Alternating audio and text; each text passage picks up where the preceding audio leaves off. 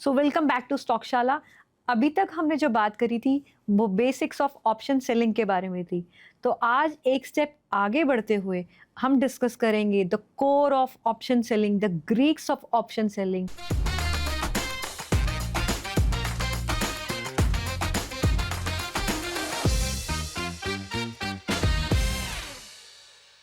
जब भी हम कोई एक डिश बनाते हैं, उस डिश को परफेक्ट बनाने के लिए, टेस्टी बनाने के लिए हमें कुछ इंग्रेडिएंट्स चाहिए होते हैं। सो इस इन ऑप्शन सेलिंग इसमें हमारे 4 कोर जो इंग्रेडिएंट्स रहते हैं वो हमारे ग्रीक्स होते हैं, which is theta, gamma, delta and vega. तो अभी हम इनके बारे में बात करेंगे।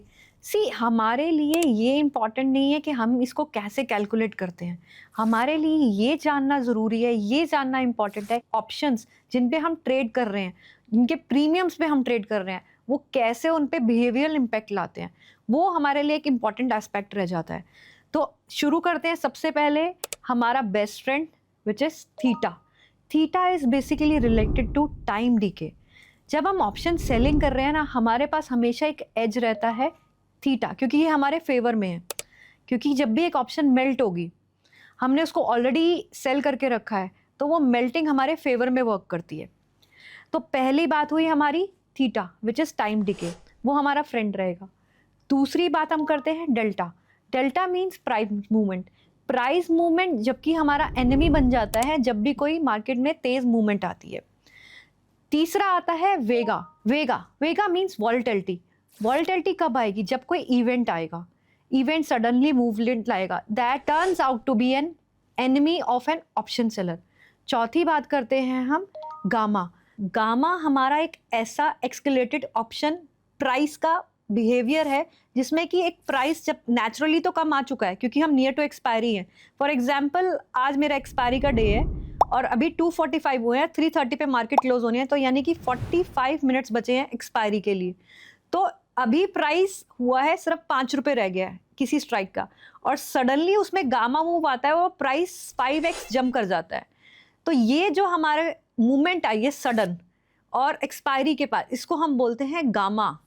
तो ये हमारे 4 कोर रहे, theta, gamma, delta and vega. तो अब इन सब की डीप डिस्कशन के लिए सबसे पहले हम बात करेंगे हमारे बेस्ट फ्रेंड थीटा। सपोज जो आज की डेट में हमारी एक्सपायरी निफ्टी की आती है एवरी ट्यूसडे, तो एवरी वेडनेसडे एक नया कॉन्ट्रैक्ट एग्जिस्ट करेगा। जब वो कॉन्ट्रैक्ट आता है तब मैंने प्रीमियम कलेक्ट किया था 100 rupees, that is on Wednesday. अभी वेडनेसडे के बाद जब नेक्स्ट थर्सडे में आती हूँ तो वो प्रीमियम मेल्ट होके कितना रह गया? 80 रुपीज़। अब जब मैं दोबारा आई फ्राइडे, सेम जब मैं स्ट्राइक को कंटिन्यू कर रही हूँ, प्रीमियम कितना रह गया? 40 rupees. So the point is जितना जितना हम नियर एक्सपायरी के पास जाएंगे वो प्रीमियम मेल्ट होता रहेगा। सो ऑप्शन सेलर जो कि एक्सपायरी के दिन, जिसको हम बोलते हैं 0 डे टू एक्सपायरी और 1 डे टू एक्सपायरी, ये इसके मोस्ट फेवरेबल डेज माने जाते हैं बिकॉज इन 2 डेज पे हमारा जो थीटा इम्पैक्ट है वो मैक्सिमम रहेगा और इस टाइम पे हमारी जो प्रीमियम मीटिंग रहेगी वो मैक्सिमम आ जाएगी। सो अब बात करते हैं हमारे नेक्स्ट कोर जो कि है डेल्टा। डेल्टा, जैसे कि मैंने आपको बताया है, that is related to movement of option premium with the direction of the market. So इसमें क्या रहता है, जिस हिसाब से निफ्टी की मूवमेंट आएगी उस मूवमेंट के अकॉर्डिंगली जो ऑप्शन के प्रीमियम का प्राइस है वो वर्क करेगा, उसको हम डेल्टा बोलते हैं। सी, यूजली जो डेल्टा रहता है वो 0.5 से 1 के बीच में रहता है। जितना हम एटीएम के ऊपर होंगे उतना हमारा जो डेल्टा रहेगा वो बढ़ेगा, जितना हम एटीएम से दूर जाएंगे हमारा जो डेल्टा है वो कम रहेगा। सो आप ये चीज़ समझिएगा, ऑप्शन सेलिंग के केस में जो डेल्टा अगर बढ़ेगा, सडनली बढ़ेगा, ये इसकी प्राइस जो मूवमेंट है उसको भी बढ़ाएगा। फॉर एग्जाम्पल, अगर मेरे पास निफ्टी की स्ट्राइक है जिसको मैंने 50 रुपीज़ में सेल किया है और जिसका डेल्टा है 0.5 और सडनली निफ्टी में मूवमेंट आ जाती है 100 पॉइंट्स की, तो वो प्राइस जंप कर जाएगा 50 पॉइंट से। अब आप सोचिए, आप एक ऑप्शन सेलर हैं, आपने कोई चीज़ पहले ही 50 रुपये की बेची है और वो जंप करके 50 रुपये और बढ़ जाए, तो इस केस में आपको क्या होगा? लॉस ही होगा ना, प्रॉफिट कैसे होगा? क्योंकि आपने बाय थोड़ी ना करी है।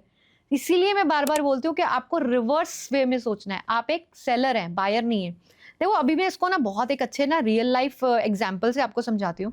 सपोज कि मैं गाड़ी चलाती हूँ हम सब चलाते हैं तो उसमें गियर्स डालते हैं। जब भी गाड़ी मेरी फर्स्ट गियर पे रहती है, अगर मैं स्पीड को बढ़ाती भी हूँ ना तो सडनली गाड़ी जो है वो तेज नहीं भागेगी। बट अगर मैंने इसको गियर 5 पे डाल दिया और मैंने उसका थोड़ी सी स्पीड बढ़ाई तो वो उस पर इम्पैक्ट आएगा और वो चलना शुरू हो जाएगी। So this is happening with the options premiums also, कि जैसे ही डेल्टा मूव आता है तो प्राइजेस भागने शुरू करते हैं, क्योंकि हम ऑप्शन सेलिंग कर रहे हैं। तो ये हमारे रिस्क को जो है बढ़ा देते हैं। और आपको हमेशा ये चीज़ ध्यान रखनी पड़ेगी कि मेरा रिस्क एपेटाइट कितना है, उसी के हिसाब से मुझे अपनी स्ट्राइक को डेल्टा चूज करना पड़ेगा। मैं लो डेल्टा स्ट्राइक्स ओटीएम्स को प्रेफर करूंगी कि मैं रिस्क ज़्यादा नहीं ले सकती। अगर मेरा रिस्क वेल मैनेज है तो मैं एटीएम की स्ट्राइक्स पे भी आ सकती हूँ, अकॉर्डिंगली मैं अपना स्टॉप लॉस मैनेज करूंगी। सो ये डिपेंड करता है एक ट्रेडर के ऊपर कि वो अपना रिस्क एपेटाइट कितना लेगा, लुकिंग आउट द डेल्टा और उसका movement, but the most importantly उसकी आर्ट क्या है टू मैनेज द रिस्क। तो हमने समझा कि डेल्टा हाई रिस्क रहता है कब, जब हम एटीएम या आईटीएम पे हैं तो यहाँ हाई रिस्क जोन आ जाता है। जो सेफर जोन में काम करते हैं वो जाते हैं लो डेल्टा, जो कि उन्हें मिलेगा ओटीएम्स पे। तो अब हमारे नेक्स्ट जो ग्रीक है वो है वेगा। Vega means volatility. देखो अभी ना इसको एक और तरीके से आसान भाषा में समझते हैं।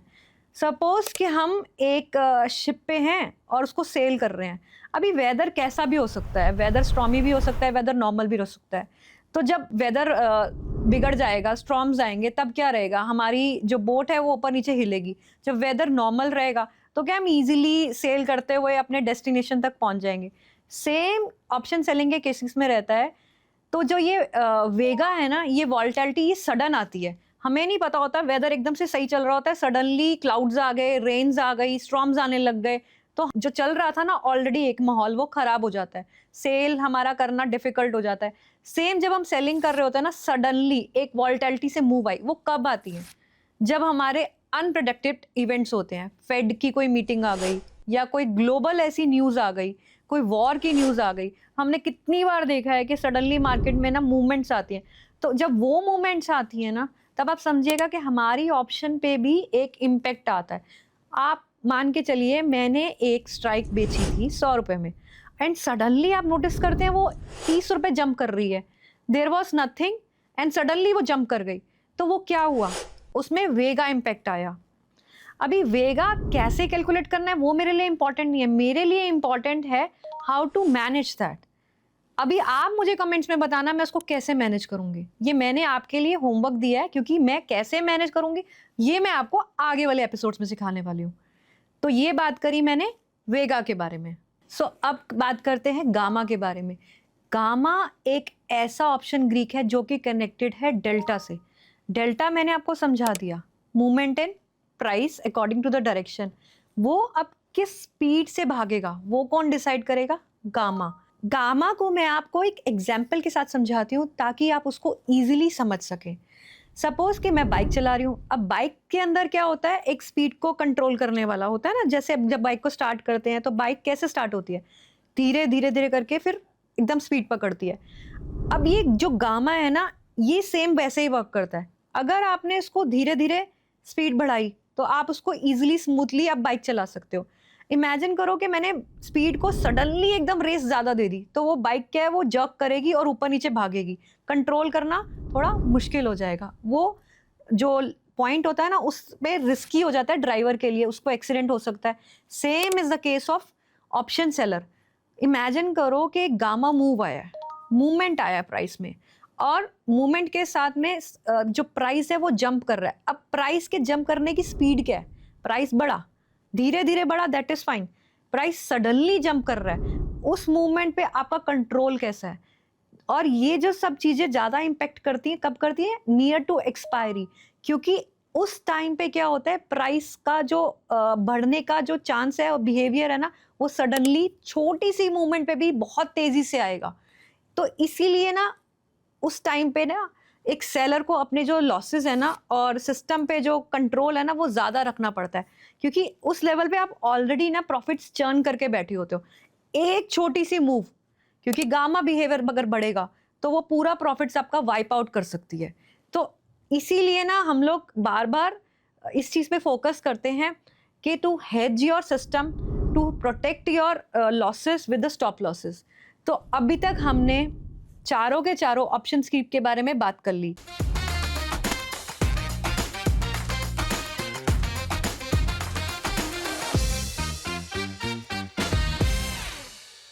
Investments in securities market are subject to market risks. Read all the related documents carefully before investing.